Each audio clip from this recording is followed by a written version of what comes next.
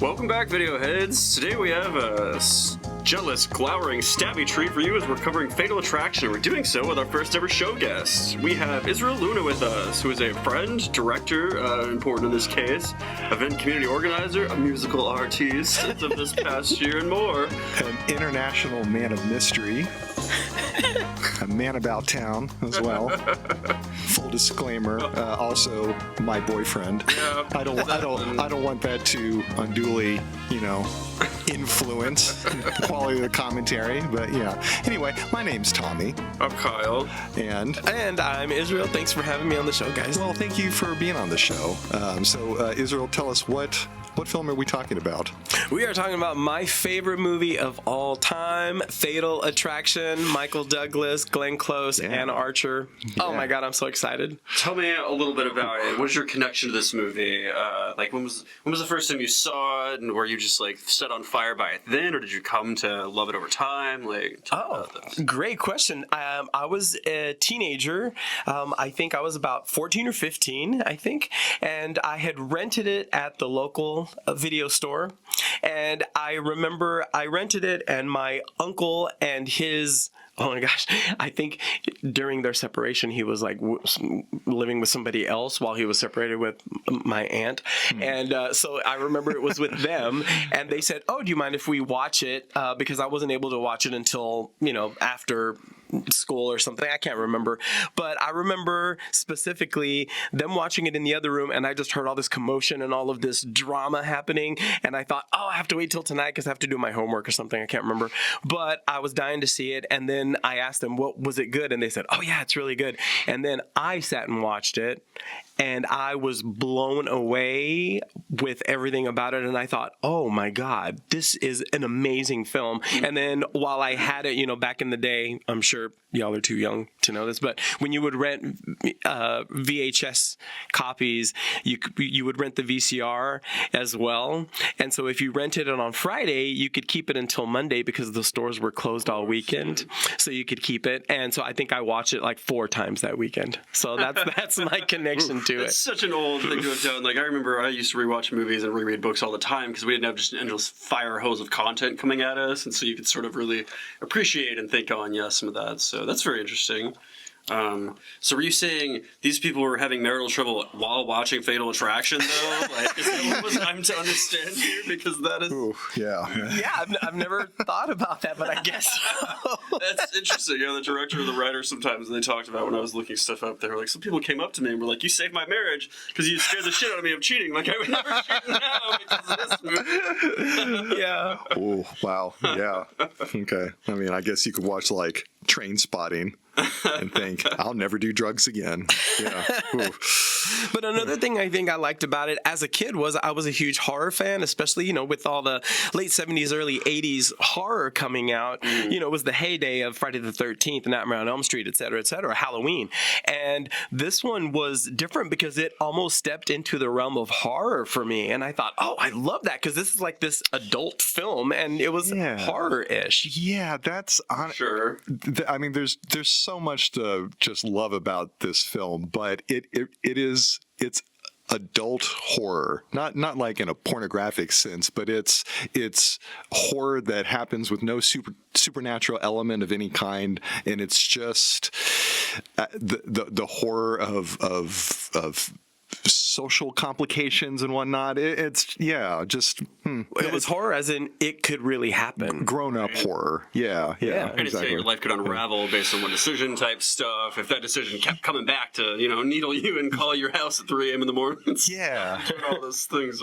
Well, I mean, and unravel in really operatic fashion too. So yeah. Just quite nakedly, yeah. So you love to put that in the middle there with the Madame Butterfly stuff, which we'll get into. Yeah. Well, should we? Let's just dive in. All right. Okay. Let's take a look at it. So before we get to any actual things happening in this movie, I'm already hooked. I'm watching the credits because as I sit there, lightly intoxicated, I'm greeted by this crawl of credits names, and I see a few names that intrigue me, so I've written these down. There's a Peter E. Berger, who has comma Ace after his name, and I like to imagine he introduces himself to people this way, like Peter Berger, Ace.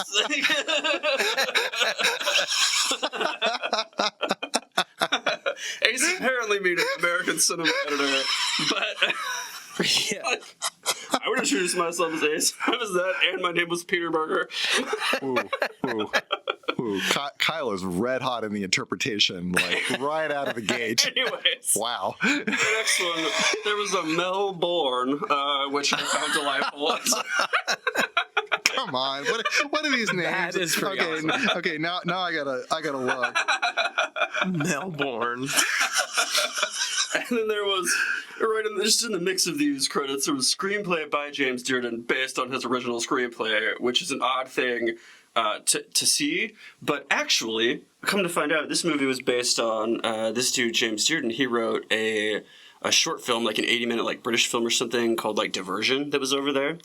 And when Paramount bought the rights and like his script of Fatal Attraction, they bought up and destroyed all of the copies they could of that movie Diversion, reportedly, so they could do this. And so it's funny, I guess that's their nod to it being like, screenplay based on this, based on the original screenplay. Like something like that. And so it's just a funny thing to have seen too. But Interesting. Interesting. So are you saying that it was 80 minutes and it was considered a short? I see, that's what it got me too. I was like, that seems okay. Like, Yeah, because now, because from as far as I can remember, like if it was, I think 70 or less, it was considered a short. But now I know here, as of like the last 10 years, a movie 70 minutes or more is still considered a full length now. Yeah. Just So it's just kind of different time. The times, Yeah.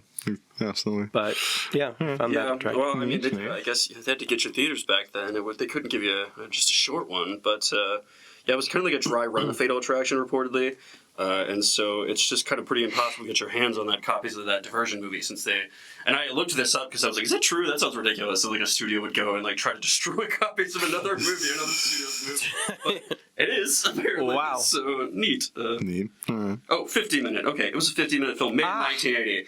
Gotcha. Okay. Me, that was a little brain mix-up. Made in 1980, a 50-minute film. That is why it is a short film. So, not that long. Got it. Okay, anyways, Sure. we can talk about the movie now. I had my opening credits fun with old Peter Berger and Melbourne.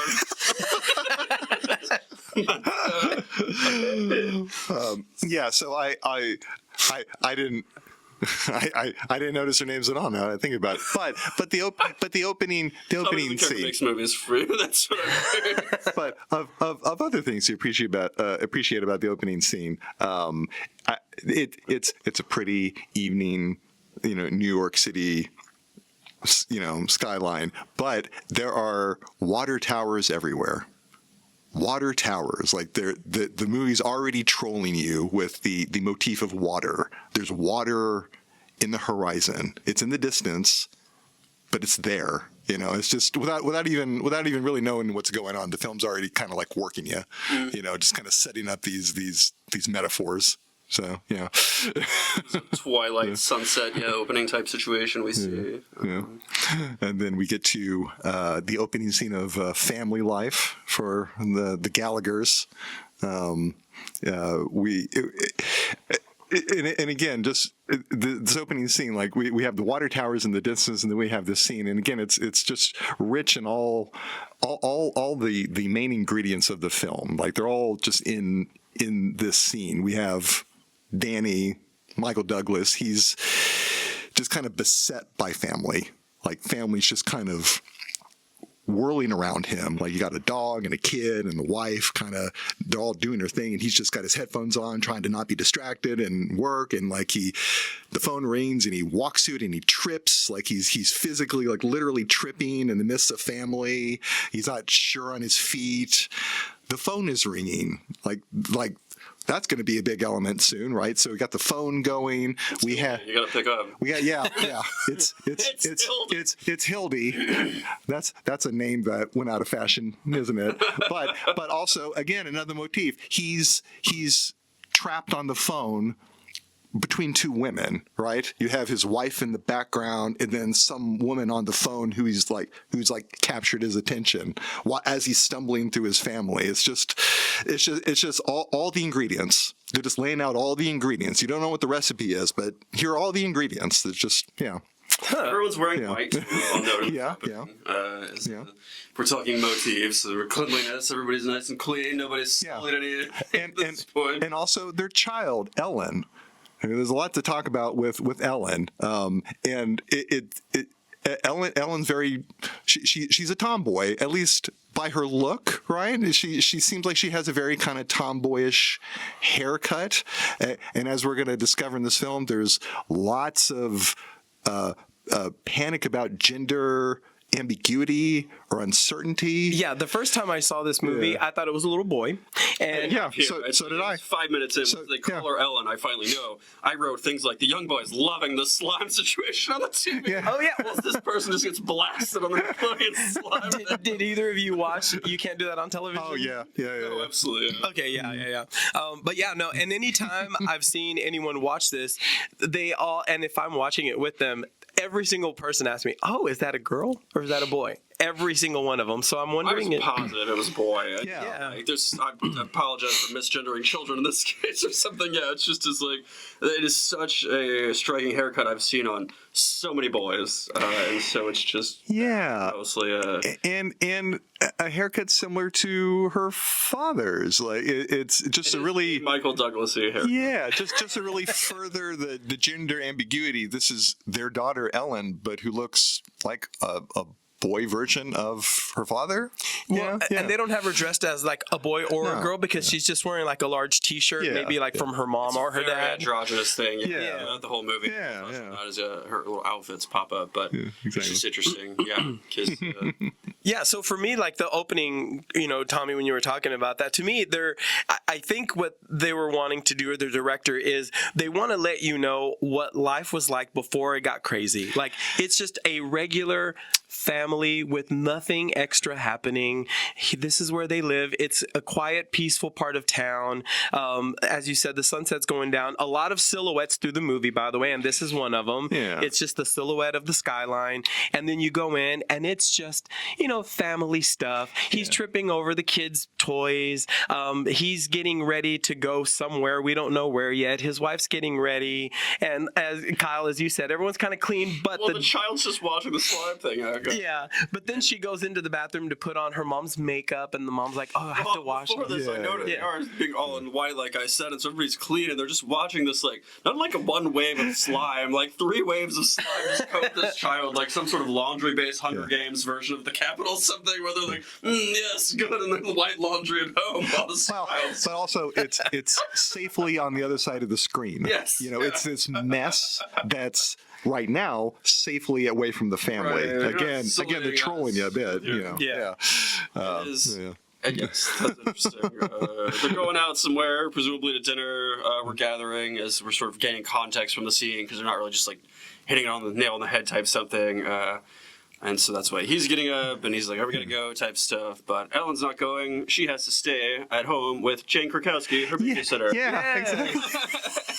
In her second acting role ever, apparently. Yes, Yeah. because I remember when I saw that scene, I thought, "Oh, that's the girl from Vacation. She's the white trash girl from the crazy podunk family." And I thought, "Oh, I hope she has a bigger part," and she didn't. I bet she would love if you introduced yourself. Like, I know you as white trash.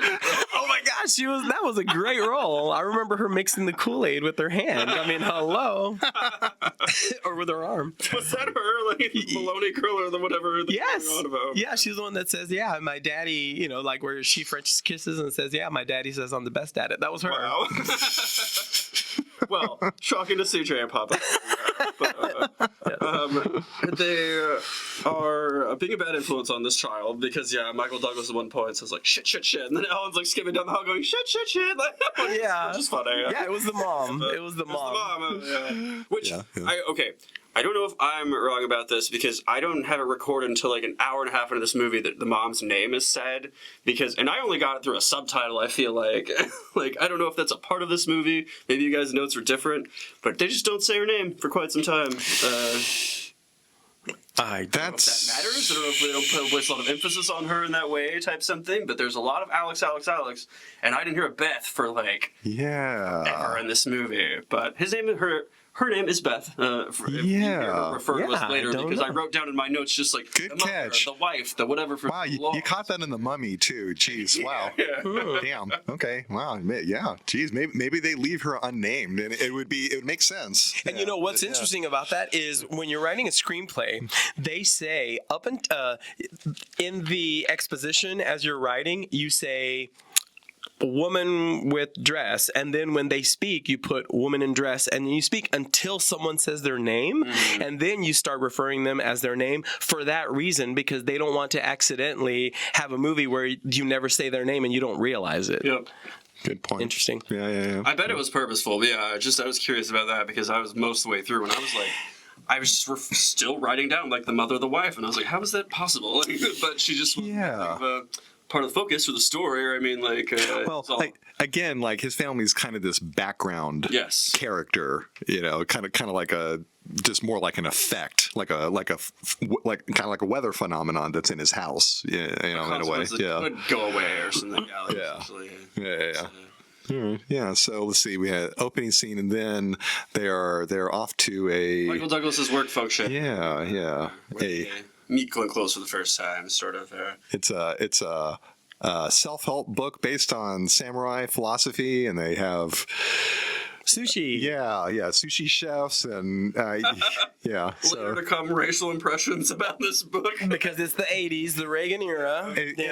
And if we think back, the menace of Japan was very much a motif of the times of Japan Incorporated and the mysterious Japanese culture creeping in and whatnot. It's just the good old days when that's all you had to worry about, great. But no, there's some of that, and it's again, it's a theme in this movie too, right? You have I guess the strangeness of Japanese culture, I guess by way of Madame Butterfly, certainly, we're getting a little taste of it right in the beginning of it. But in the scene, it seems like they're making fun of it. Like they don't want to be there. They're making fun of how they nod every time they're greeting. And just the premise of the book. It's kind of it's like samurai wisdom in the modern era for a self-help guy. Okay, and you can see how excited the bosses for the party, where they're just like, we're here too. And also they're lawyers, and that's another thing too. They're only adjacently attached to this entire function, so they can be a little snarky about it. You know? So understandable. So we meet his like schmuck best friend, again, black hair and glasses. I'm sure he has a name too. It's in there somewhere. He's one of these actors who's like in a million films, and I always forget his name. What is? I'm gonna look it up. We kind of see him as just like he used to be on he was on an HBO show called Not Necessarily the News. Stuart Pankin. Pankin. Stuart Pankin. He's in Curb Your Enthusiasm for a couple episodes. That's probably where I've seen him. Oh, he appeared in right now. Okay. Oh, and Arachnophobe. Yeah, he's been in a whole lot of things. Yeah. So anyway. But yeah, he's the schmuck who's not as lucky in love. We meet actually Alex through him, kind of trying to hit on her, and she basically is like, "Never in a million years." Yeah. Something. He's like, "Wow, bitch!" Like kind of just like nagging her afterwards or something. But just gives him a withering stare, and then walks off. Yeah. And. That's just kind of all it is for a little bit until we later see Alex at the bar there, type something. And then when he runs into her later, they're chatting. And that's when he gets to know her actually. And is like, she finds out she's only worked at this place for a couple weeks. He kind of gets flagged down by his wife to leave, but he doesn't do it immediately because, he just kind of is intrigued with this woman. And we see Glenn Close look after him as he walks off finally with his wife, being like, okay, well, see you later, stranger.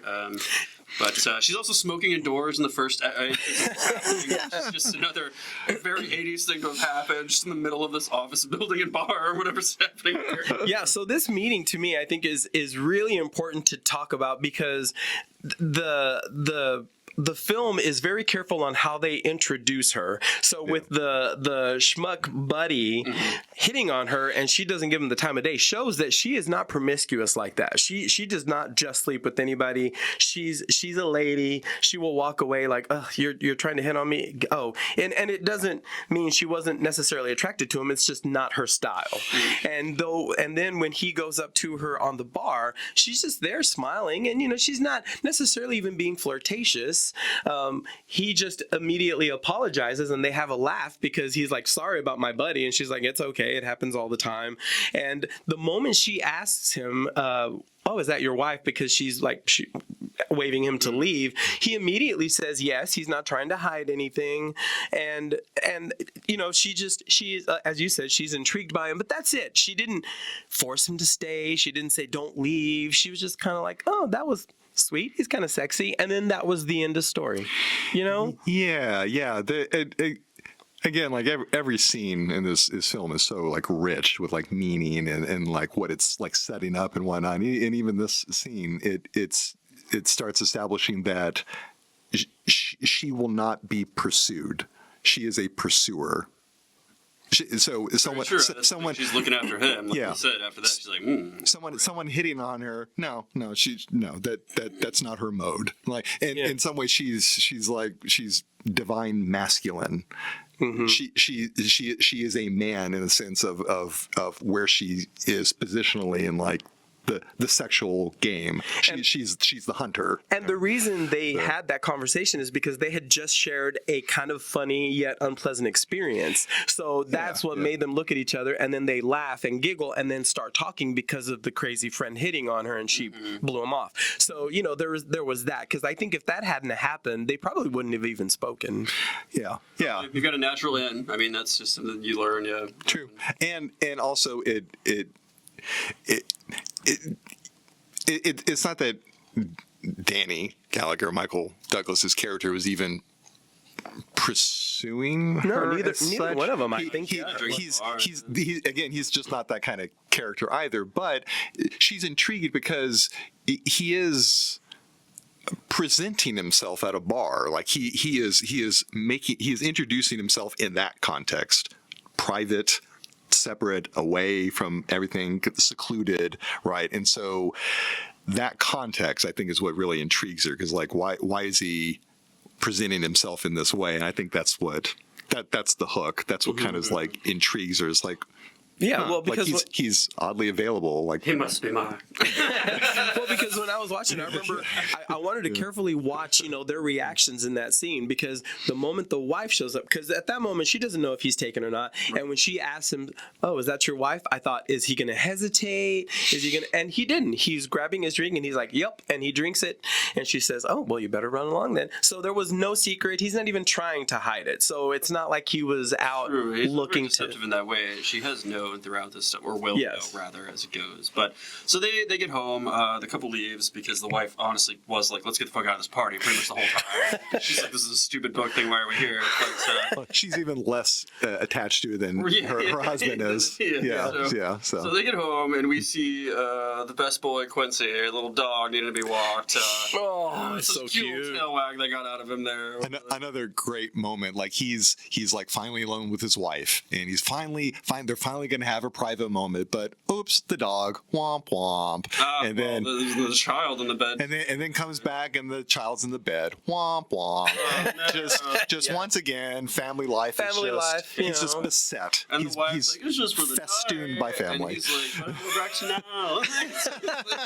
Exactly. Definitely denoting the lack of sex Michael Douglas is getting in this scene. Exactly. And it's not like he hates his family life. It's just that's the way it is. It comes with the territory. Look. Definitely note it down. And that's the thing. Like they never, at no point does the film ever show his family in a way that seems pejorative or nasty, or there's never any stink on how he feels about his family. Like it's just maybe malaise, just something kind of vague. Like, and they kind of hint at it. Like we find out they've been married for 9 years and all this stuff. But it's just,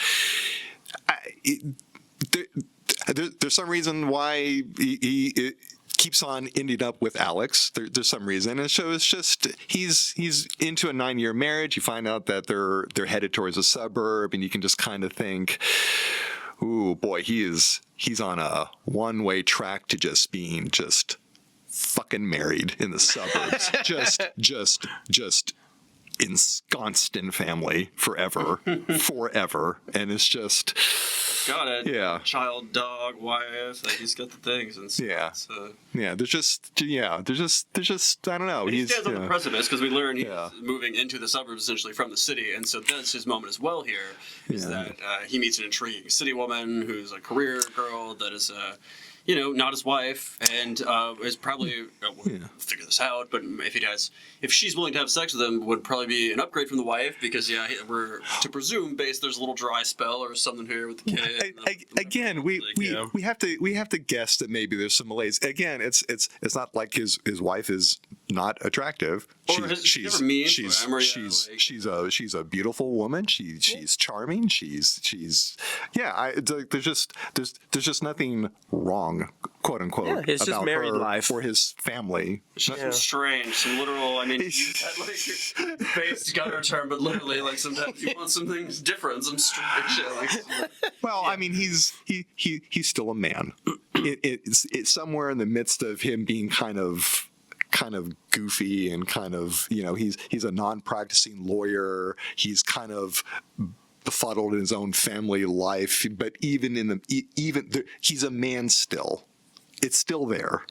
It's still there, and his family is going off to Connecticut. I'm assuming that's or maybe just upstate, but yeah. They're joking, but it's like it's at least 20 minutes away or something. Yeah, so the wife and the child are going off to inspect the house, and so they're away, and just basically like 5 minutes after they leave, suddenly. Yeah. Well, they're going to the grandparents, I think, or to her parents, and that's the sex. That's the area. Yeah, exactly. Yeah. So he sees the family off. They're now in the country. He's in the city by himself. And it's a Friday. Yeah. He's not like, you don't see him thinking to himself, I'm gonna go fuck a random woman. No, he's just. Quick interjection. When Ellen's getting in the car, the mom is like, Ellen, spit it out, and holds her hand out, and Ellen spits the gum out in her hand, and I like physically gag. And I'm like, why did you do that? And like, why did this toddler have gum if it can't go in the car anyways? Or like, what is the whole? Can we see why Danny's maybe a little primed? He's primed without even knowing it. I can't imagine how unsexy it is to see your wife just like a toddler spit gum in your wife's hand. He is primed to have an affair, and like and I think that moment really just like that's to seal it for the audience. It's like they know there it is. That's family life just right in his face. So he's at work. He's brought in to consult. He's his boss who's still in the neck brace. I don't think we mentioned that at the party, but there's some like running joke that some raunchy speculation as to what caused his neck injury. His neck brace injury was like from having sex with his wife, and like it comes up again later. Yeah, I think now like he asked him how really happened to his boss, and gets told very cute, which like kind of lends credence to that rumor, right? Like he didn't deny it. Yeah, he didn't deny this situation. Like, why would he say that if it were like I fell off a ladder? I mean, I'm very cute. I fell off a ladder. Like, no. So I don't know how that got found out and spread around the office, but what an interesting, I guess, injury root cause for this braced man to be with some aggressive face sitting.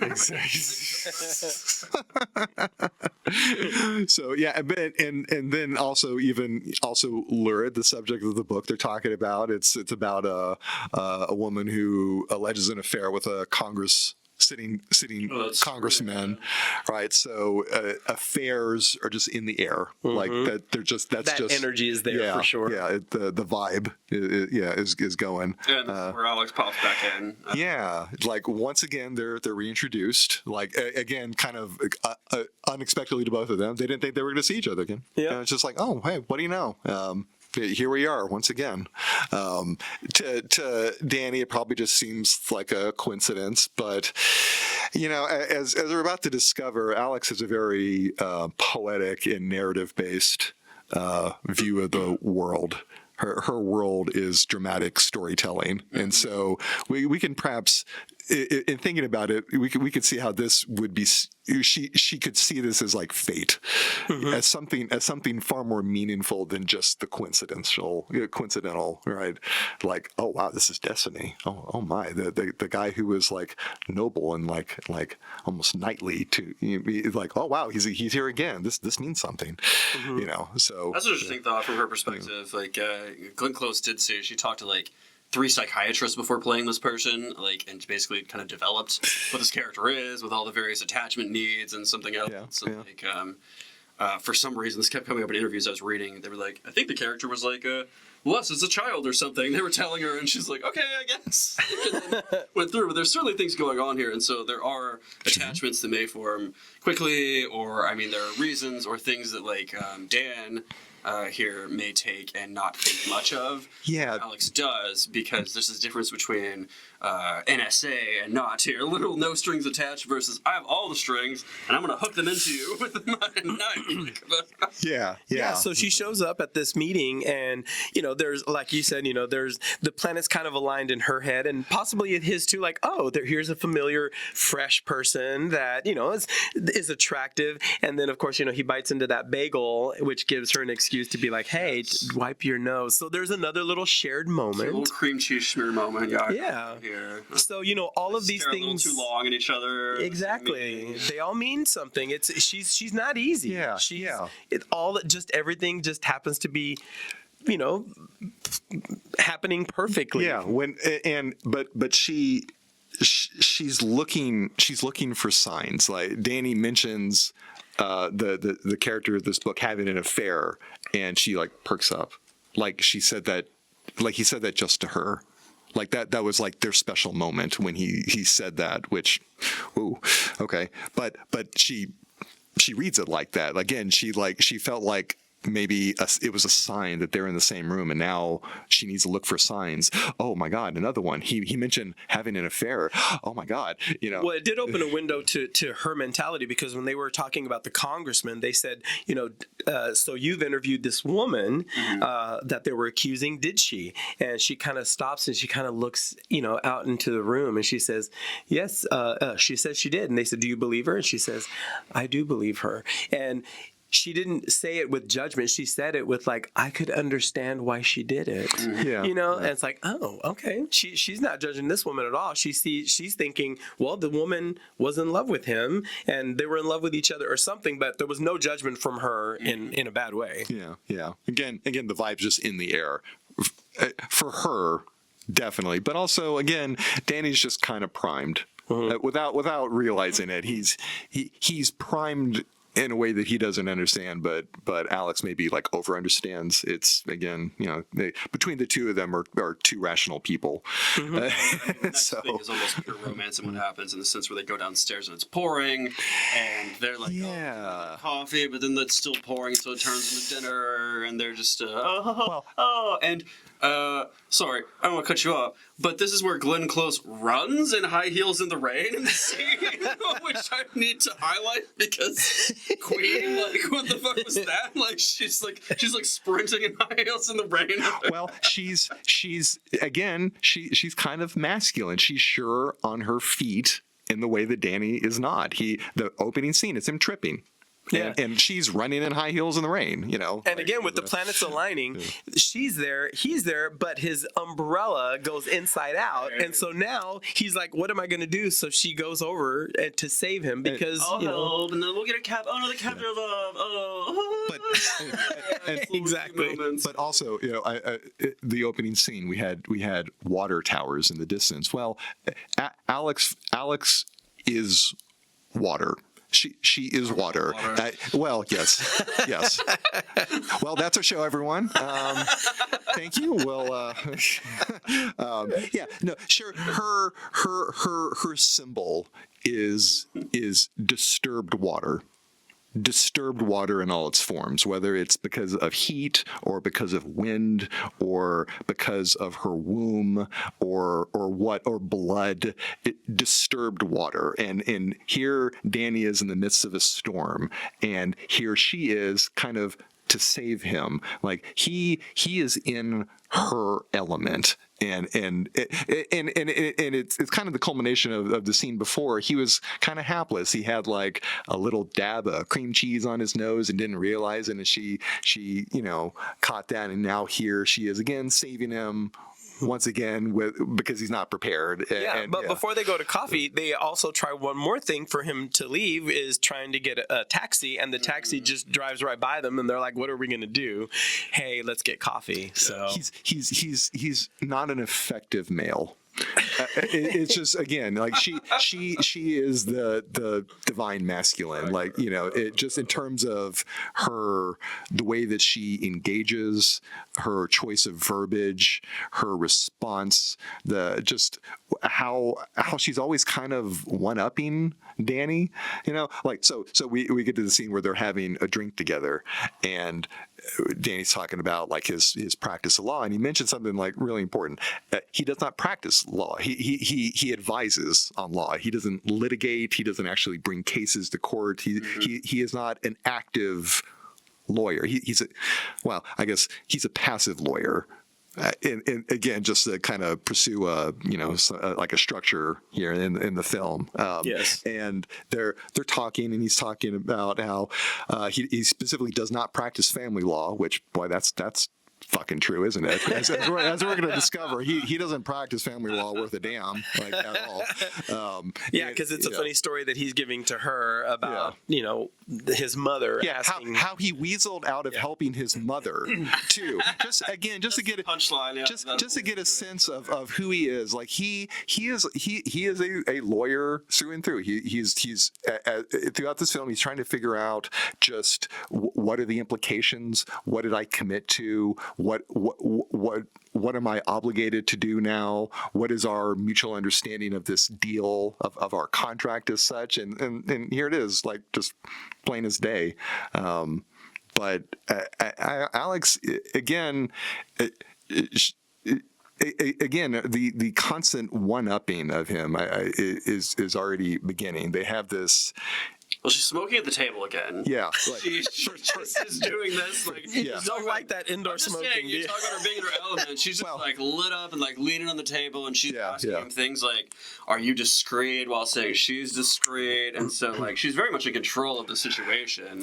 Is the thing, while he's the uncomfortable one, being like, "Oh, should I do this?" And like, I'm not leaning over like body language with a cigarette in my fucking mouth. Well, like, exactly. She's leaning back. He's leaning in. She's just casually smoking while he's trying to fumble getting a waiter to acknowledge. Well, she's in charge. She is very much in charge. Yes. Yeah. Crazy. I have in my notes how calm she is in his presence versus when she's apart from him. She's losing her fucking mind. And I think it's because she has chosen her prey. She's like, I'm going to get this man. Oh, totally. Because she didn't know who he was a few days ago, and obviously wouldn't be losing her mind being apart from him then. But it's like she's very attached. She is very much in the midst of reading the tea leaves. She has seen signs, and she keeps finding them. Not that Danny's really giving them, but again, her way of engaging the world is very narrative based. Yeah. She's looking for symbols. Well, this conversation I think is just so well written and performed by them, because she says, so your wife, he's already told her that she's out of town, and then she's like, oh, okay, so what are you doing here with a strange woman? And he's like, oh, I don't think having coffee with a strange woman is bad. And then she says, not yet. And then he kind of gives this little giggle like, tee what do you mean?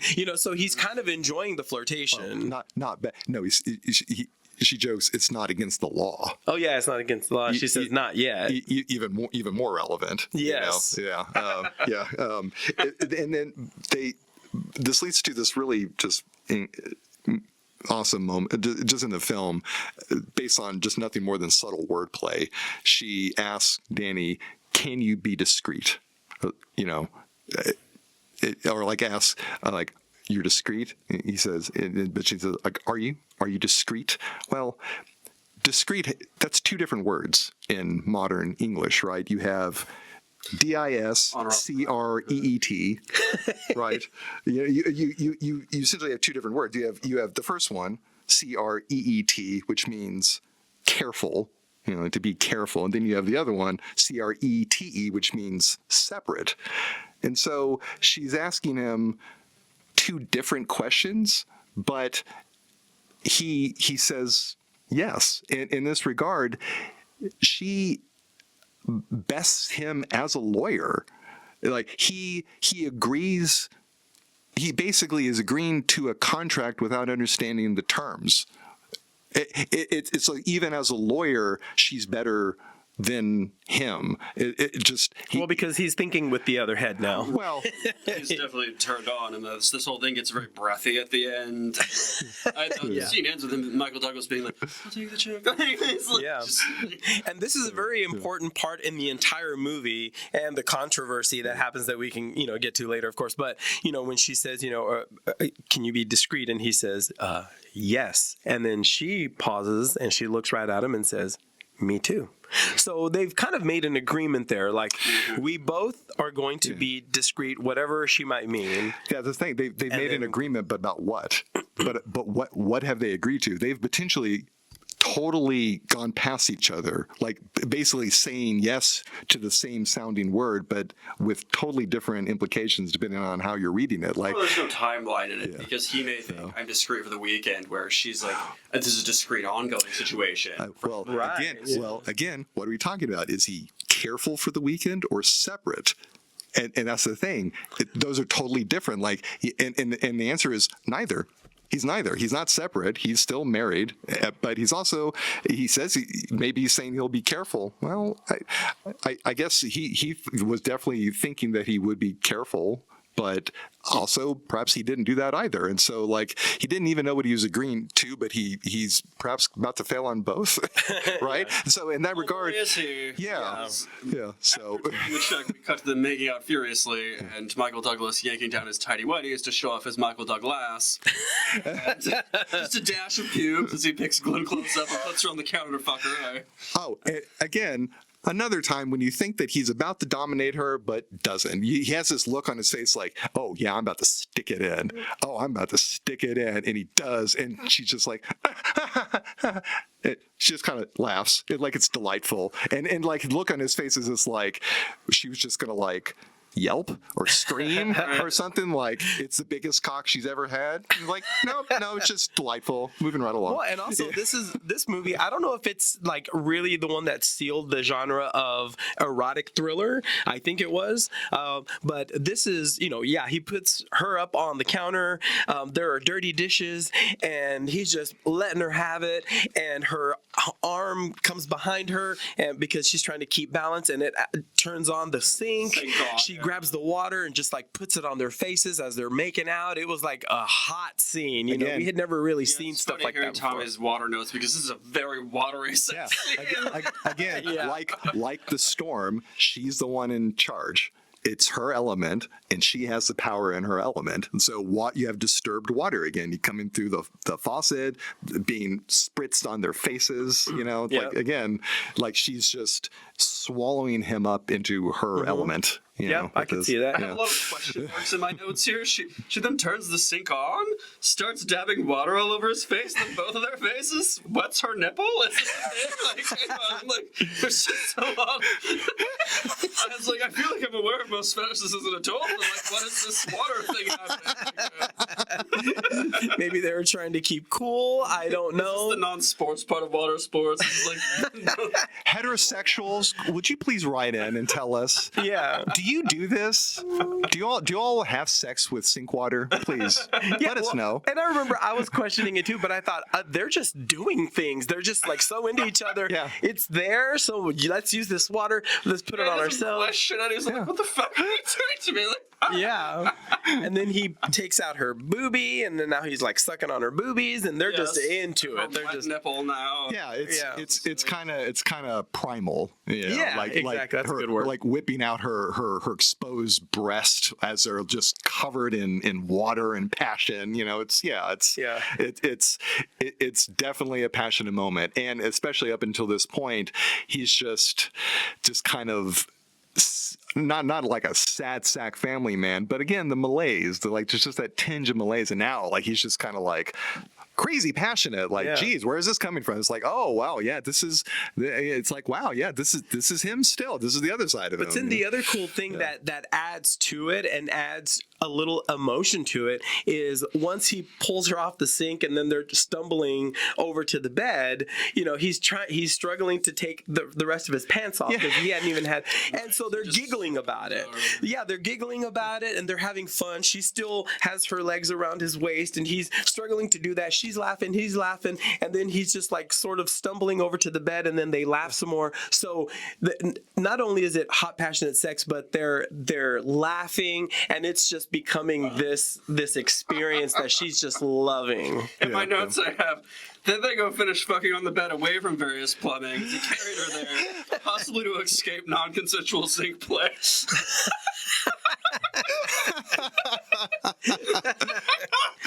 Yeah.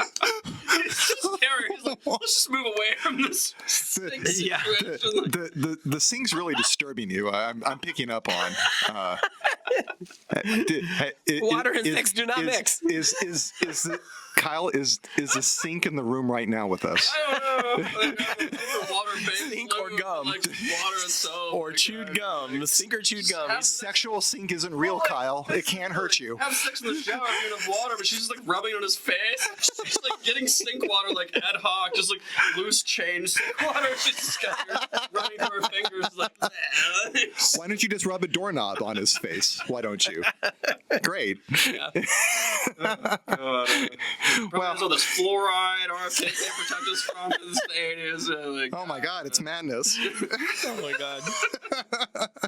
Yeah, they fucking then very passionate. It all happens, and afterwards they're in bed, and she says how great that was. To which Michael Douglas responds, "Oh, thank God, thank God." Yeah. Which is a weird response, right? Oh, no, it's understandable. He probably worked his ass off, is all sweaty, and if she didn't comment, he would be like, I have failed. Once she said that was good, he's like, oh, thank God, because I worked for that. But like, thank God, as in he's like on a one-way track to Maryville, and like here's like a moment of passion. Oh, yes, thank God. It's just weird though. Like, I don't know. I interpreted maybe he was really he didn't blow it, or like is he just expressing Christian thanks for the affair he just had? Like it's also lunch. Also that too. Like he's like suddenly having passionate sex, and perhaps after not having done this for a while, and it's like, am I going to even be able to get hard? Am I going to stay hard? Being am I unsure of himself. Am I going to be able to like ejaculate at all? Like I don't know. Or mainly please her. Yeah. You know, who seems like a powerful woman, for sure. Yeah, so he was definitely happy that she commented. Yeah.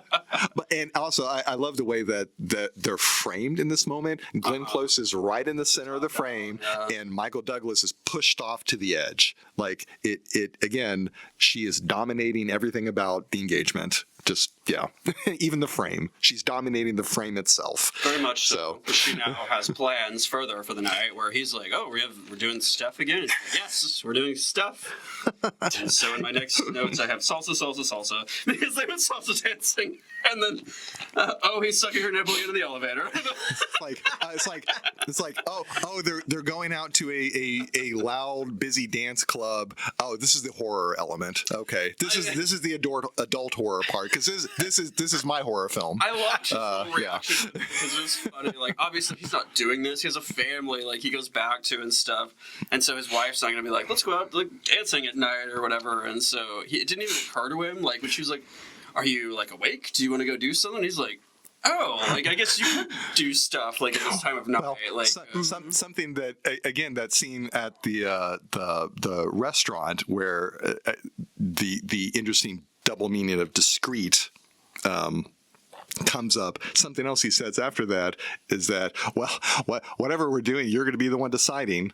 Oh, he kind of says that like, that's up to you. Yeah, it's up to you. Well, but again, this could have two different meanings. Either he's saying it because, well, he's a man and he's ready to have sex, and of course his decision is that they're going to have sex because he's a man, or it's she's the one in charge, and of course she's going to make all the decisions.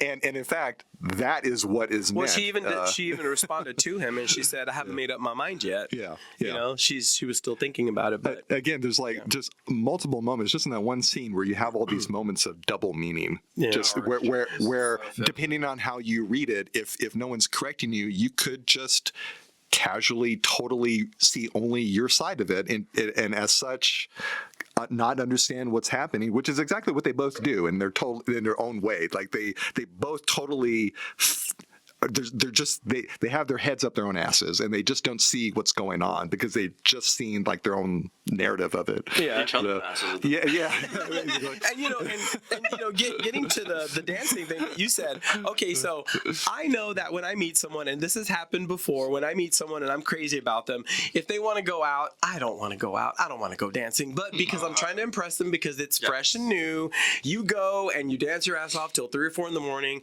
and then you think later on, why did I do that? Well, because I was trying to impress them, and I wanted to have a great weekend, and I wanted them to just have nothing but great memories of me. So that's kind of how I saw this, where he's like, Totally. I was like, I just banged you. It was great. Oh, fine. I'll go dancing. It's not something I normally do. this family's out of town. Like, I get it. He's got the freedom and space to do it. Like, who cares if he's hungry in the morning or whatever else? Yeah. But also, again, she's in charge. Oh, yeah. She is deciding, so she wants to go dancing, and so gonna take him dancing, not go dancing with him. Yes. Take him dancing. And so then when they're done, so he's like cuddled up to her. It's her trying to pull him into her world, like the single world, as opposed to the family world type something. Yeah. I mean, Sometimes literally physically pulling him along as she's like racing ahead, and he's like catching. At the end, when she talks to barely named wife, at some point she's like, "What are you doing? You're trying to steal him away from me and from the city and from like my life, essentially my single life type something, or my like connection with him." Yeah. And so she understands that and is very comfortable in that, where he's not.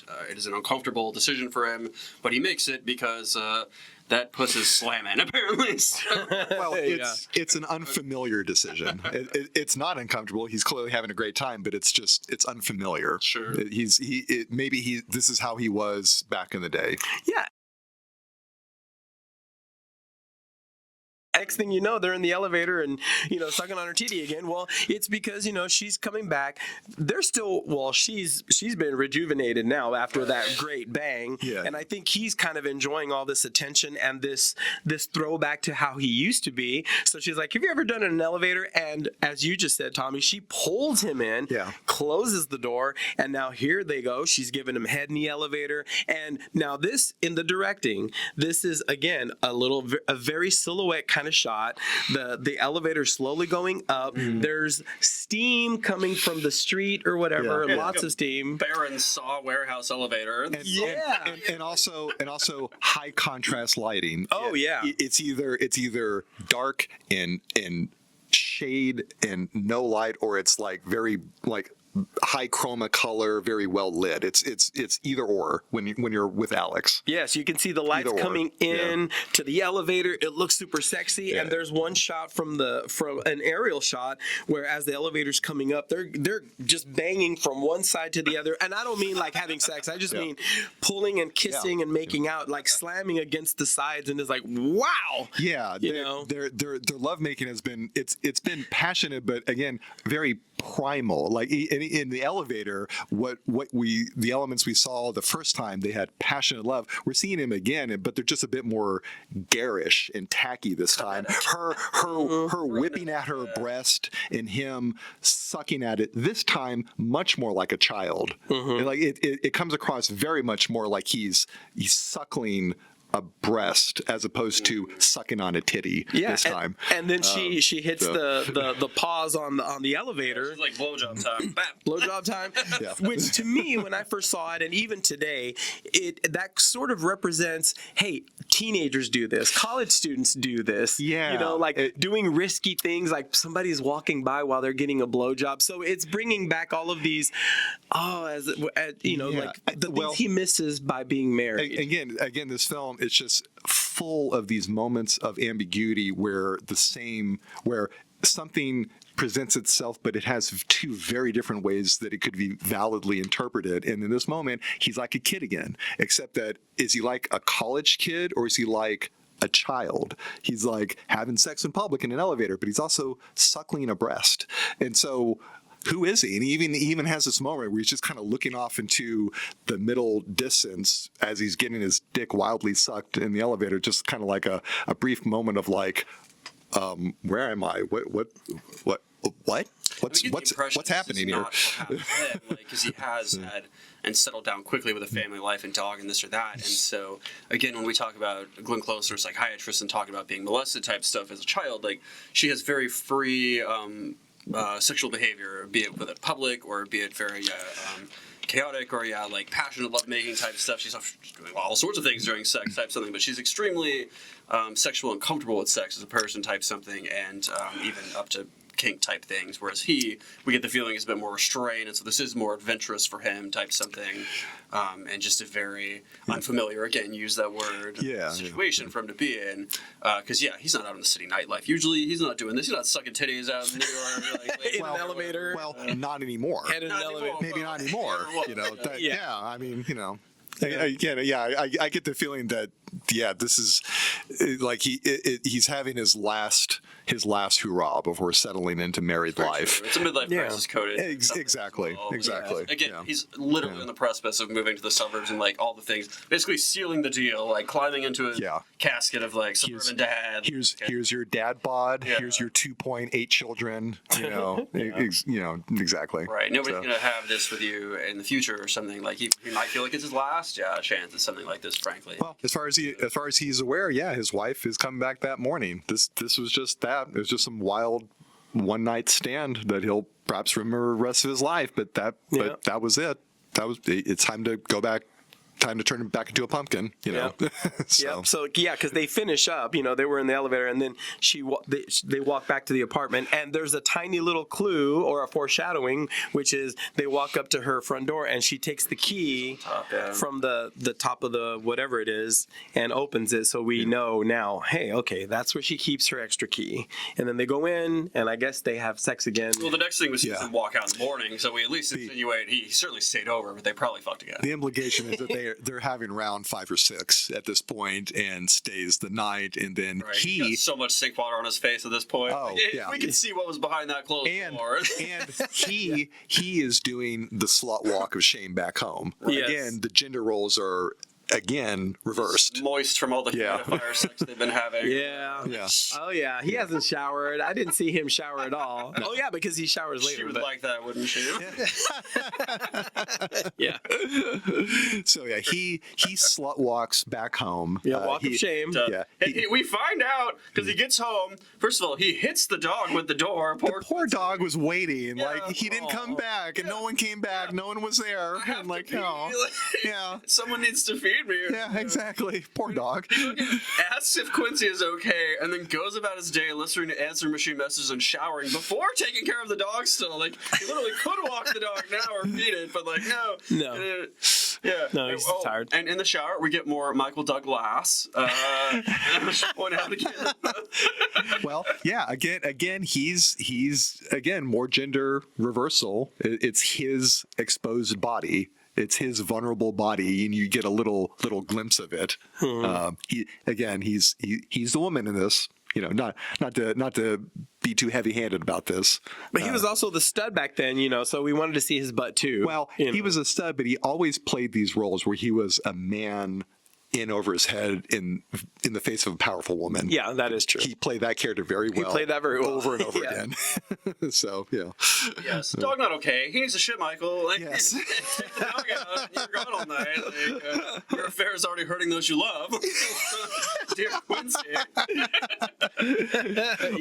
That is true. That's already affecting his regular life. Exactly. And also, he missed a call from his wife. We find out that, like, to everyone's surprise, where was he? And in the way that she says it too, what happened to you? Yeah. What happened to you? Just again, that question, you could read that 2 different ways. Just kind of casually like, where were you? Why'd you miss it? Well, also, but maybe also just like, Jesus, man.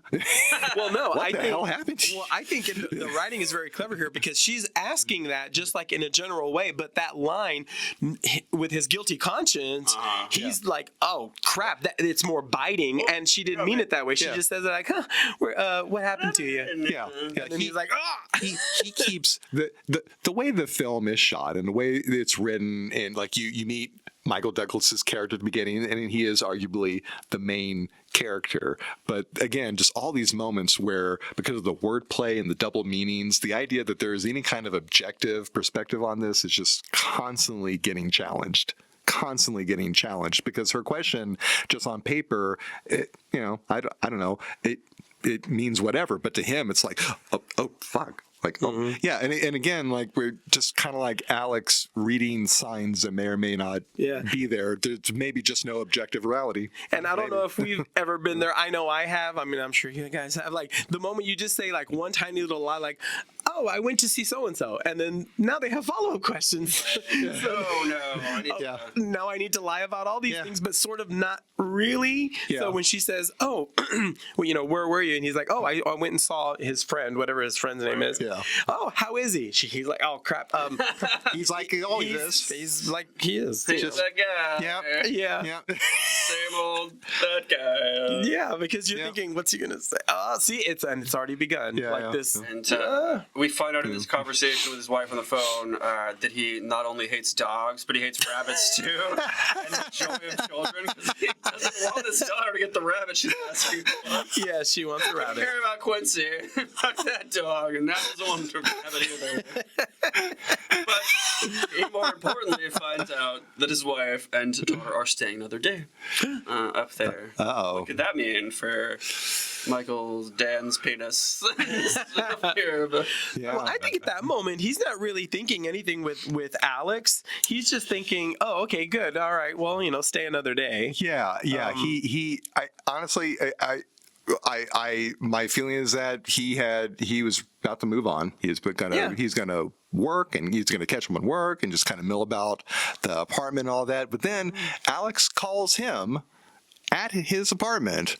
Now everyone has to know this is the 80s. This is before caller ID. Yeah. This is before cell phones. It's like the only way you know who's on the other line is if you answer the phone, and it could be a relative or anybody else. And that's very true. And if the person you don't want to answers the phone, you just breathe heavily into it, like in this movie. Yeah, there's a degree of menace that is kind of a product of its time. However, someone calling you when you have not given them your number, to this day, that's still exactly the same disturbing gesture. It's just, wow. Phone books. We threw these things in people's houses, and we're like, "Here is my number and address." Yeah. Like, Yes. It's also when someone slides into your DMs, it's exactly the same kind of thing. You are far closer to me than we agreed upon, and what do we do about this? And it's just as uncomfortable and the same kind of menace. And not only that, but in this case, the moment she calls him, that next morning, he's there at his house. Not only does it shock him that it's her calling him, because what does she want? But she called at his house. His wife could have been there. Somebody else could have answered the phone. So it's immediate. I'm at this point, I'm putting myself in his shoes thinking, okay, if I had done that, okay, I did it. I want to forget about it. How dare they call my house just assuming that I'm going to answer? Like, it's already like stepping on, going overboard. Now, see, this is how you react to this. How Danny Gallagher reacts to it, though, is very different. The second that he picks up the phone, he looks behind his shoulder, even though he knows there's no one else in the apartment, and he starts talking like this because he doesn't want anyone to hear him. There's nobody in the apartment, but he's just doing it reflexively because he's acting like he did something bad, and arguably, well, he did. He did. He let her believe that he had checked out of his marriage. That he fucked her 5 or 6 times and was just with her to begin with the second that his wife left town. And so she perhaps validly has concluded, he's checked out of his marriage, so why shouldn't I pursue him? Why shouldn't I be this forward about it? You know? So I guess otherwise, he would perhaps be outraged. He is at least he's honest. Yeah. He's honest, I And guess. she does give one of my favorite So. quotes in the movie. He answers, and he's like, "Oh, hi, Alex. What's up?" And her response is, "I woke up. You weren't there. I hate that." I'm like, true, yeah. oh. Because it's so playful, but it's kind of aggressive. Yeah. It's kind of aggressive. Yes. Yeah. I woke up. You weren't there. I hate that. He Yeah. kind of tries to Yeah. disengage in the call too. He says he has a lot of work to do. He says he has to walk the dog, which yes, you do. He still has not walked Quincy. Now he does. Oh, the dog is there about to shit himself. Yeah. Better care about my dog. Now you care about Quincy. Yeah, exactly. Get you out of some. Yeah, and it's at this point where you start feeling that maybe there's something up with Alex, but I just got to take a step back and think, Danny's kind of a shit.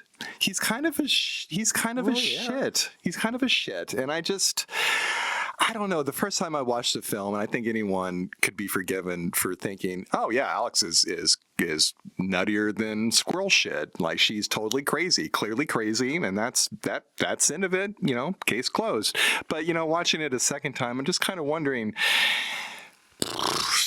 I don't know. Danny's kind of a shit. Well, Well, let me ask both of you right now. So, have y'all had so far in your life like that one breakup, as ridiculous as it was, where you feel ashamed of how you handled the breakup and that you just kind of went a little nutty? Oh yeah. Yeah, and I will give no other details except to say that yes. Kyle? Oh really? No? I haven't had too many. Yeah, I don't know. Okay, yeah, because I have two. So everything Alex is doing in this movie, I can understand why she's doing it because I Yeah. wanted to do those things. Every single one of them. And Yeah. I definitely pursued people that ultimately I either knew in my heart of hearts I couldn't be with, or wasn't going to be with me or something, or whatever. Yeah, A very I don't know, unattainable or sort of just out of reach option type something where she's going for here. Yeah, but like you're saying, Tommy, there are certain things that he says that I can relate to because a person would say a tiny little something to keep me hooked. And if they hadn't have said that, I probably would have just kept distancing myself, but they kept doing these tiny little things, or I was grasping for those. So, but we'll get to those later. But yes. Yeah. And I mean, she keeps pushing with things like, "Oh, I'll come cook you a homemade lunch. Well, bring the dog. If you have to walk the dog that you don't give a fuck about." And he's like, "But I have to work. I'll work here. I Work won't over bother here. you." She won't take no for an answer, and then we find Dan and Alex in the park acting like little giggling school children. Yes. Yeah. So let me comment on this because of the crazy previous breakup. So when you first meet somebody, it's almost like I don't know if this is going to make any sense. It's almost like having going and visiting relatives that you've never visited before, and one of them might ask you for $20, and you're like, "Oh, sure," and you realize from the rest of your family, they're like, "Don't ever let that person borrow $20 because we know them. You do not." So in this case, I think when she's being pushy like this, he finds it cute because maybe she's like this just with him. She wants him to really hang out with her. He doesn't know that this is her, this is how aggressive she is and that he should say no. So I saw that as he doesn't know her yet. So, okay, fine. He's thrilled and flattered. Yes. This is someone who is pursuing him. Again, he is buried under family life, and he has a lovely, beautiful wife, but in that relationship they are equals. She is not pursuing him because they're married. Yeah, she has him. Yeah, she has him, and not in a way that's shitty, but they are married. They are together. She is not hunting him, and so he's getting off on it. He's getting off. He's kind of worried about the danger, but he appreciates being seen. He's seen for a man. He just got a break. Yeah. He just got he had a snow day. Now he has two. He gets 2 free days here in a row. Yeah, exactly. It's just a dalliance, whereas in Alex's mind, it's clearly is much more than that. Yeah, and again, for someone looking for signs, the fact that he comes back after what was just supposed to be a wild night of passion, now it's a pattern. once is random, twice is a pattern. And of course, someone who is thinking in terms of narrative, in story arc, in symbols. Again, Alex is an editor. Like they're both literary career people, but for very different reasons, right? Like she is reading for meaning and beauty and symbols and things like that, whereas he is reading for how to limit meaning and how to disengage oneself and how to not become involved. And like they're engaged with the written word for two wildly different reasons, even though they're both perhaps reading the same words, and it just, again, just, she's on a very accelerated pace because she's looking for something.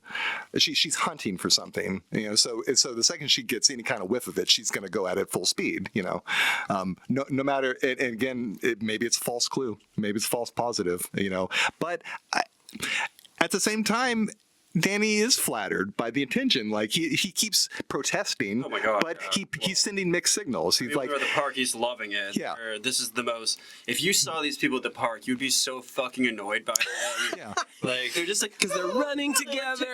Oh. They're running. They're like wrestling at some point, like throwing leaves at each other. yeah.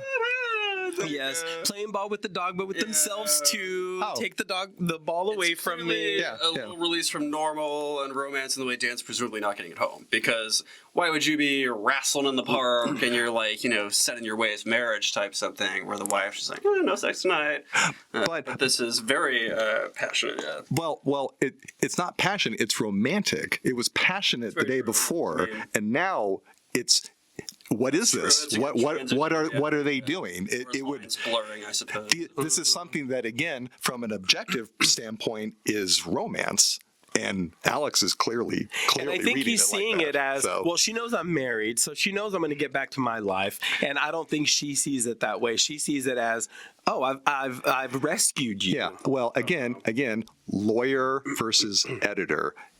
He's doing this because, well, I'm married. I've established this. This is the law. And that clearly limits my engagement because I am married. And that's something that you are expected to know. And she is of course, an editor. She's reading it for meaning. It's like, yeah, you keep saying this. Like your mouth says no, but your hips say yes. Kind of. It's like, you're here though. And they don't lie. You're here. Yeah. Well, that's the thing. They don't. And Alex is picking up on this. He keeps saying things that he is demonstrating aren't true, by just being there, by just being present. And so. Yeah, I don't know.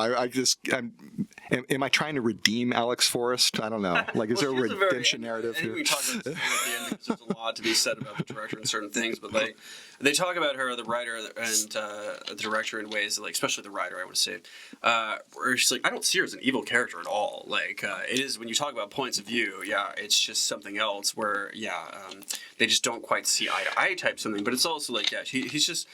He says it's not like he ever wrote her as like just some like maniacal, just pure evil character type something.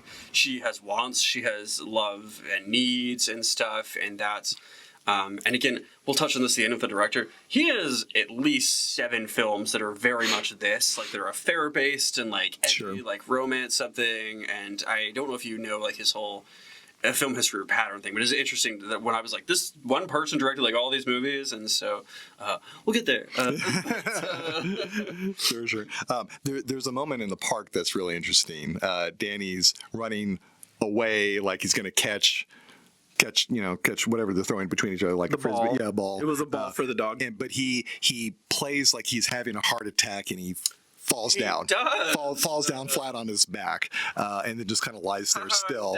Funny joke. Alex sees this and reacts with utter panic and being startled, is very scared, rushes over to him thinking that he is actually having a heart attack, and he starts grinning, look at your face, I pranked you, and she is not happy at all. Begins to tell him that, hey, my father died of a heart attack just like this when I was a child, and it just stops him in his tracks, like, oh, oh my God, I'm so sorry. But then she just laughs it off like, oh, that's a joke. I didn't mean that at all. My father's still alive. Now we both made death jokes. Yeah. Once again, always one-upping him. Like it's like, oh, you thought that was funny? Like, oh, it was like check it's like you thought pranking me was funny? Check this out. Just once again, like no act goes unreturned, and always with a little bit more. In any time that she is one-upping, it's always it's got a dark edge. It's always got a dark edge, and here we get the first like real glimpse of it, and the music gets really dramatic too. Even he does too. He gets a glimpse of In it. that too of like Michael Douglas playing Dad, because there's something at the very end of this I want to talk about. But Sure. I think that is critical to something that was in the film in its original form, I'll say. Sure. As a circle back on that. But Very good. so if we need further evidence Alex is a psycho, it's lunchtime. She's cooking spaghetti up, a very heavy lunchtime meal, mind you. But they listen to the opera from Madame Butterfly for the whole scene as she's cooking up just a meaty, nap-filled pasta. It makes me hungry every time. It looks delicious. So, just to get this out of the way, because there's going to be so much references to it, or really just talking about it they don't really go over the whole thing. Madame Butterfly, as a tangent here, it's an opera about the American naval officer named Pinkerton. He married a 15-year-old Japanese girl while intending to divorce her for a proper American wife, as there's divorce laws in Japan were lenient. It was kind of like a marriage of the moment, a convenience, much like Alex is of the moment of convenience type something. But he's going to go back to his wife, his proper American wife, or whatever, at the end of this. And so we already see the movie mapping onto this whole thing, but they're very clearly just doing this in sort of a nakedly inspired sort of thing. So he does so. He abandons his 15-year-old for a few years, says he doesn't intend to come back. And then he finds out that this girl, the 15-year-old named Madame Butterfly, now 18, has had his child. And so in a communication, they get him to come back to be like, I have a child, come back. And so the American wife agrees to raise the child so that when the officer and this American wife go to see Madame Butterfly, where she agrees to give up the child and ultimately kills herself, committing seppuku after being unable to have the man of her desires there. Again, we're mapping pretty heavily onto some things here, but Pinkerton rushes in and it's too late to save her from killing herself. And so Dan comments on the opera at this point as Madame Butterfly plays, and they've obviously both seen it. So that's that. That's the background on it. And so Dan and Alex are conversing from this standpoint. They know this opera. They've seen this, and they're like, oh, I like this song. I love this opera, blah, blah, blah. And so this is where they're coming from. So Dan, Michael Douglas, comments on the opera and how she dies at this part of the song that they're listening to, which is beautiful, and he's telling his memory of it, and how he remarks about how it was a time with his father, and how it was one of the only times his father was nice to him, which is bleak, but fathers from the 60s or whatever, Michael Douglas is from, which is a very important part of the movie, because when he says that, it just kind of really affects her. She, at that moment, I feel, fell in love with him. Yeah. She officially fell in love because he just shared a personal thing about his childhood, and she loved the fact that he shared it with her. Yeah. And so now he has a soul. She knows about his childhood. She knows the history of him and his dad. Now, when he walks away, she looks at him like, I am in love. I am officially in love with him. Yeah, and again, though, one of those moments when there's just two totally valid ways of understanding that is objectively true. She's looking for signs. Wow, someone else whose favorite play, favorite opera is Madame Butterfly. You've got to be shitting me. Wow. But also, the moment in question, it's when the Japanese wife commits suicide, and the father, wants to, maybe shield his child from a scary moment, and he remarks that it's his favorite play, and it's the one time, one of the only times when his father was nice to him, and so is it his favorite play because he appreciates anything about the play, or because it was a moment when his father was nice to him? Right. It's like the play just might not have figured on him at all, but it was a moment that he had with his father, and those were rare. But what did she pick up on? Did she catch that? No, she heard he was scared of the woman that the main character is having an affair with committing suicide. And that's what she heard. And so she's thinking, he won't want to leave me. Yeah, Because I can see that. he won't want to see what happens.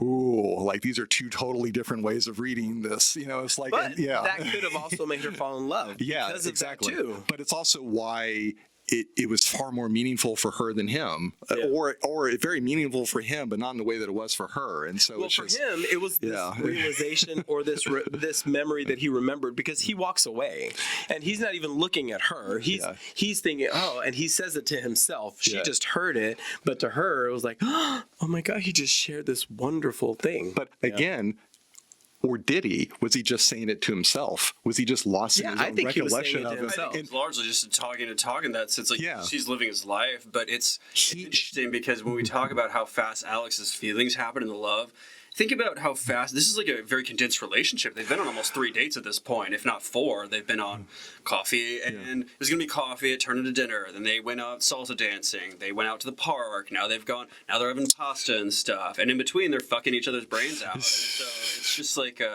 this is all happening very fast. And for Alex or for anybody, I mean, you can interpret it in the way of like, we're dating or something in this sort of sense. Yeah, because they're getting along so well. Yeah. She thinks that they are having a whirlwind romance, whereas he's just in a whirlwind.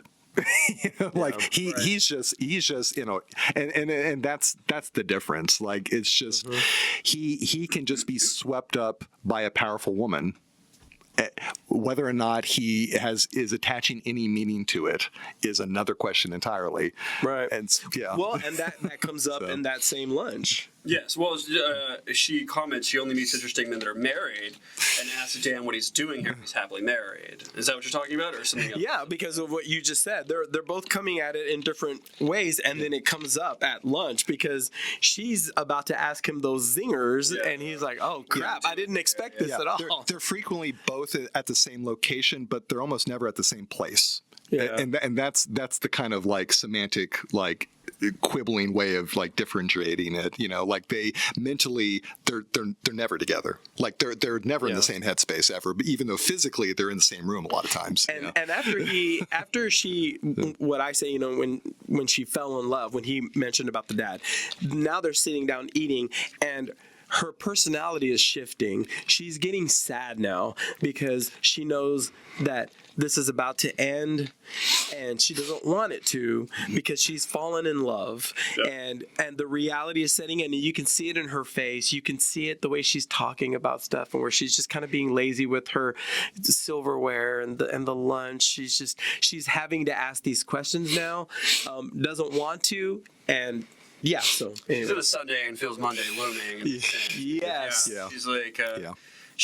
Dan kind of is just like being like, of course I can't make my wife. I get married. She's terrific. What can I say? Type stuff, which is not what Glenn Close Alex wants to hear here. Right. But again, you almost quoted it exactly when asked. So you got to go back to your wife, and his response is, "Well, I'm married, so what can I say?"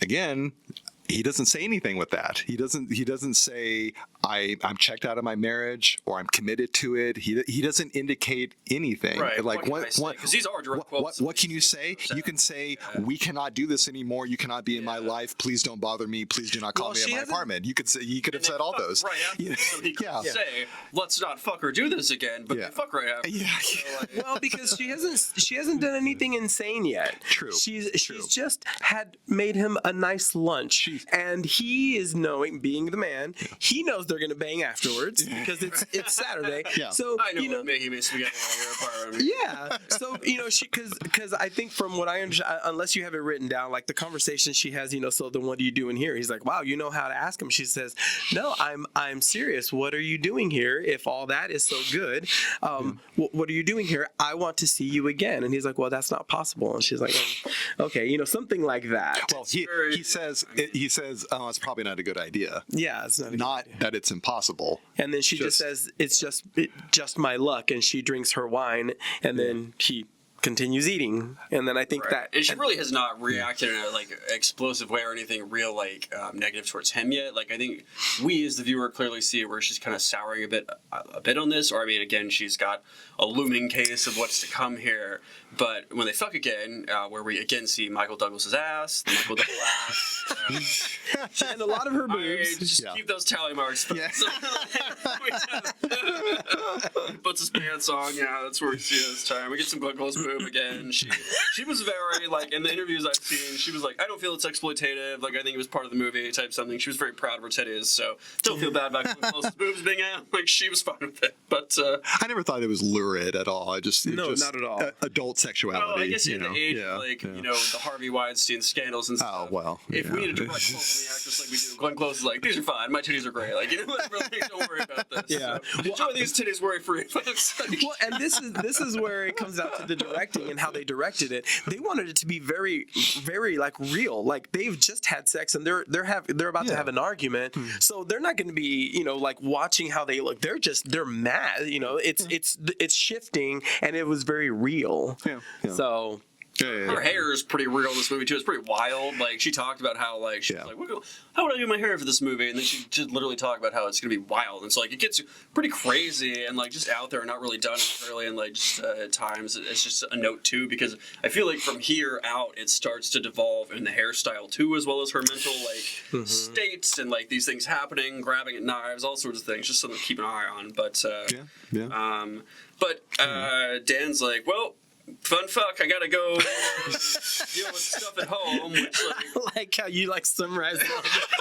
It is spot on. Well, he has to go. He literally is like, I got stuff to deal with at home, which I have in parentheses. He probably remembered he has a fucking dog and he doesn't like to clean up shit, presumably. But Alice hates this. She's like, this is not. You didn't just well, see you later. I mean, big gulps, huh? You didn't just dip out on me. Yeah. She tries to rip his shirt open, uses her little ineffectual fists on him, then pouts on the bed, tits out. She just is. So this is the first time there's just a little bit of physicality to her being upset. Oh yeah. The first time. It's one of the only times she's upset in his presence, I noted, because like I said, she's very calm and in control for much of the time. But I feel like she doesn't have control in this moment because she knows he's going back to his family, and she doesn't have it, and so her mask slips. Yes. Her power slips because she doesn't have the control and the dominance that she wants to have here. She doesn't have a leverage in any way also. So when he's like, I'm going to go, she doesn't have anything to say don't. She can say don't. She's like, please don't. And then she's like, I'm going to hit you a little bit. Oh, here's my tits out or whatever. But he still goes. And so she doesn't have the power. And that's part of why she's very upset at this. So. Yeah, because when you said earlier, when she talked him into going to the park, she was just a little aggressive and then he gave in. Well, this time she's trying it and he's like, no, I really have to go. And she knows it. And so she's she's gotten to that tier and she's never had to go past it. But now she's desperate because no, he's leaving. What else can she do? And I think she says a quote. Well, she says something about how she'd respect him more if he tells her to fuck off than justify himself here. So she does, when you talk about how he's hemming and hawing, or he's like, oh, what can I do? Or, really not making it clear that he's in and fully in with his marriage. She's like, well, either tell me to fuck off or I'm probably going to keep pursuing you type something. And so he says, and it's again, he's misunderstanding the scenario, what's going on. He says all right, well, you can fuck off then. But instead of respecting you more, she kicks him. And he's like, oh, so that was a lie. Well, he just fucking kicked me. Well, again, exactly. he was. You just lied to me. Excuse me. Well, he basically just mocked her a little bit. and it just kind of like jokingly, it's like, okay, fine, go fuck off. Go fuck yourself. Go fuck yourself. Well, but he didn't really want to say it, though. He wanted it to end. What he wanted is the typical guy thing is, we banged all weekend. It's amazing. Like the Motley Crue song, don't go away mad, just go away. Yeah. And so if he it just were the gay world, I'd be like, oh, I'll see the stringer party of the gay bar later. In the yeah, gay world or something. that's what he wanted. Yeah. And so when she said, well, then just tell me this and then I'll be fine. He's like, I don't want to say this, but you're making me. Okay, fine. Right. I mean, and then he says it. And then she gets mad. So he's like, okay, well, she just made it easy for me. She just shoved me with her foot. Fine, I'm leaving. So now he's like, okay, unfortunately it ended on a bad note, but it's over. Yeah. Just, like it was a whirlwind affair. She caught feels. Womp womp. Oh well. Time to go back to work. Exactly. But before he leaves, he has to like get dressed and shower or whatever. he already has his pants on by then. Remember? Yeah. He saw his that's when right. He pulled his pants up. He was pretty much fucking ready to go. Yeah. And then we see Glenn Close somewhat like crying and asking him not to leave while holding her hands behind her back. When we're like, oh, what could that be? Yeah. My guess was a knife. Having not seen this before. But as he comes over to comfort her and kisses her, she keeps her hands. She brings her hands to his face and starts to cover it in blood because she slit her wrists, and this is what's happening. And so, as he's like, as you said, sort of fully getting ready to leave, that's where she has gone into the kitchen and is like, oh, I did a thing, yeah, she doesn't know what else to do to make him stay, so she's thinking, what can I do to make him stay? And to do this, and just a lot of thematic threads really kind of unite in this scene. It just she's gonna one up Danny. It's like, oh, you wanna disappear from my life forever? Well, let me show you something, and slits her wrists. I'm gonna make you stay. I'm gonna disappear from your life like a motherfucker. Oh, I'm gonna one up you on that. No, I think in very nakedly Madame Butterfly, which is why I called this out. Well, and also again, her world is narrative, and if her favorite play is Madame Butterfly, that's not good because she's either the woman that he's going to leave with or the woman that he's going to leave behind. Right. But at this point, I don't think she was going to kill herself. I think she wanted him to stay, and she wants him to take care of her. Well, fatal. The scene at the park really informs it. He hurt her, and now she's going to hurt him. Yes. But better, but even more so. Gonna put some edge on it. Yeah, literally this time. Again, just a lot of dark themes are kind of coming together. Madame Butterfly, her being masculine and always one-upping, always dominating. Yeah. And the domineering, because it succeeds. She gets him to stay. He gets around. He rushed her to the sink. I put a question mark because, again, I'm having sink sexual hangups. And gets her. Maybe she loved it as the sink water rushed into her womb. Well, I don't know. I can't say. Well, again, disturbed water. That is Alex's element. She is disturbed and has water. But now that she has done this, he is now in her element again. He is now in the whirlwind again, and she has him again. Yes, she does. She did what she had to, and it worked. Yeah, and it worked. Night out by the time we see. He gets her to cover her tourniquet. It's night out, so he has clearly stayed at this point. We see, and he's comforting her in the bathroom. So she got her way. She's keeping him there, even if she had to do extreme measures to do it. And then we see Alex is sort of resting in bed. We think she's asleep here, and Dan talks to his family on the phone. She on her phone. Yeah, she's quiescent. She is still. Sure. She's still, not calm. She's not calm. She's not peaceful. She's still. And that's it.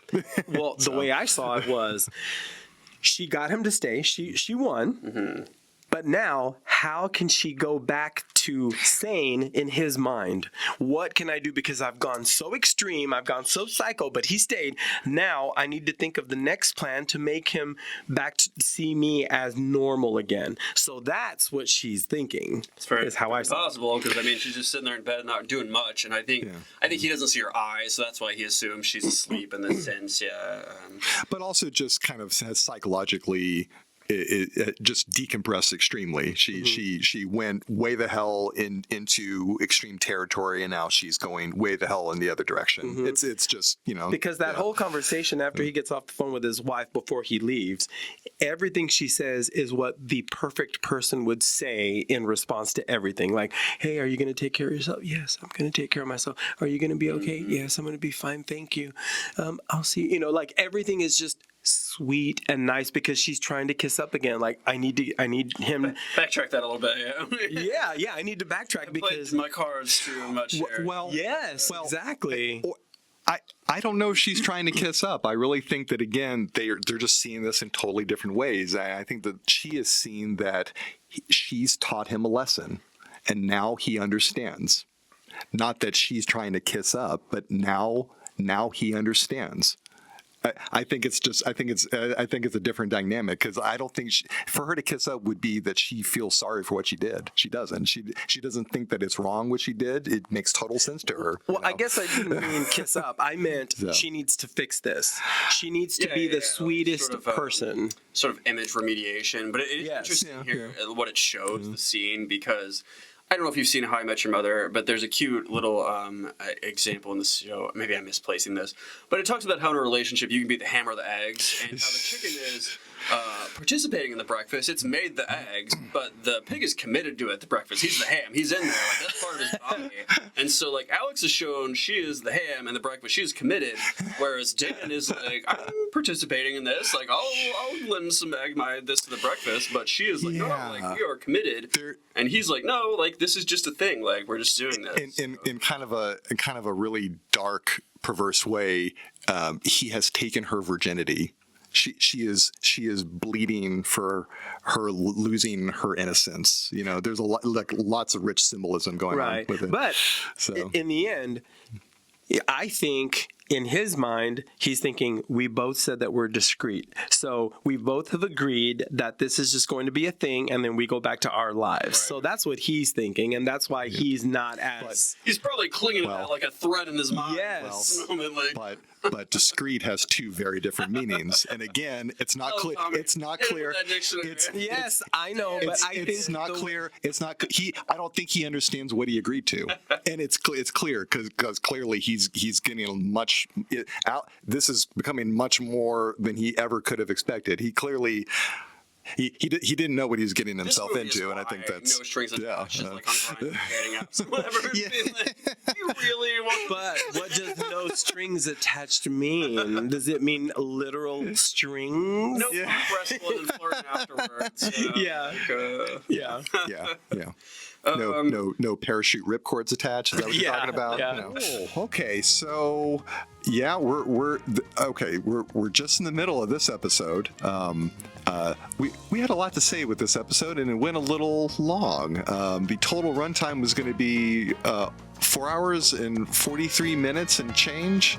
So that's why this is now the end of part one. Sometimes it's Friday, people get a drink in their hand, people say their movies are on the table, and we chat. So, not a bad thing. And great time. And this film, it's just that good, and there's just so much to say for it. So we are now wrapping up part one. The next part two, is coming up next, so stay tuned. Will not be far behind, but thank you so much, video heads, and we will see you soon.